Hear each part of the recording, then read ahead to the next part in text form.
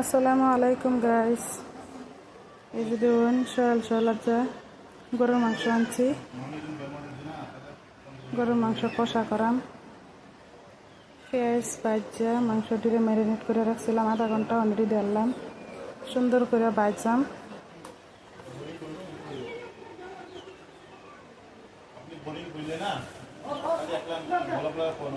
দুই তিনবার করে কষাই আমার কি, যাতে কালারটাও সুন্দর হয়, মাংসটাও ভালো হয়।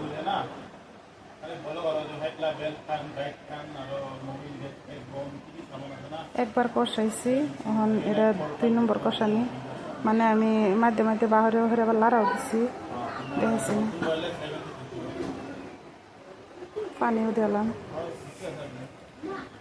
ভালো করে কষাইয়া জল দেওয়া রে, এই যে সবজি হয়েও গেছে, শেষ পর্যায়ে আসছে, অতটা দেখাইছি না, ভিডিও লম্বা হয়ে যাব।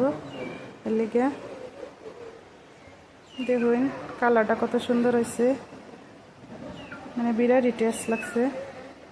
তেলওয়ালা মাংস আছেন।